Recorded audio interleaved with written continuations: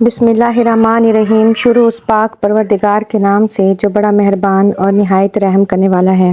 حضرت صالح علیہ السلام کی قوم نے ان سے مطالبہ کیا کہ اگر آپ فلاں پہاڑی سے 10 ماہ کی حاملہ اونٹنی نکال دکھائیں تو ہم آپ پر ایمان لے آئیں گے۔ حضرت صالح علیہ السلام نے ان سے اس کا پختہ عہد لیا کہ اگر اللہ ایسا کر دیں تو وہ ضرور ان پر ایمان لے آئیں گے۔ تو جب انہوں نے اس کا پختہ قول و قرار کر لیا تو حضرت صالح نے نماز پڑھ کر اللہ کے حضور دعا کی تو اس پہاڑی سے دیکھتے ہی دیکھتے 10 ماہ کی حاملہ اونٹنی نکل آئی، جس پر اس قوم کے سردار جندہ ابن عمرو اور ان کے ساتھی ایمان لے آئے، دوسرے نہ لائے۔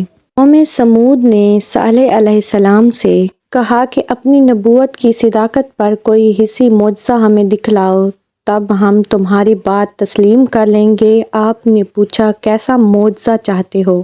انہوں نے کہا کہ اس پہاڑ سے ایک حاملہ اونٹنی برآمد ہو، پھر وہ ہمارے سامنے بچہ جنے تو ہم سمجھیں گے کہ واقعی تم اللہ کے رسول ہو اور تم پر ایمان لے آئیں گے۔ سیدنا صالح علیہ السلام نے اللہ سے دعا کی تو پہاڑ پھٹا، جس سے ایک بہت بڑے قد و قامت کی اونٹنی برآمد ہوئی جس نے ان کے سامنے بچہ جنا۔ اس وقت صالح علیہ السلام نے اپنی قوم سے کہا کہ اس اونٹنی کو آزادانہ چلنے پھرنے دو، کیونکہ یہ تمہارا مطالبہ معجزہ اور اللہ کی نشانی ہے۔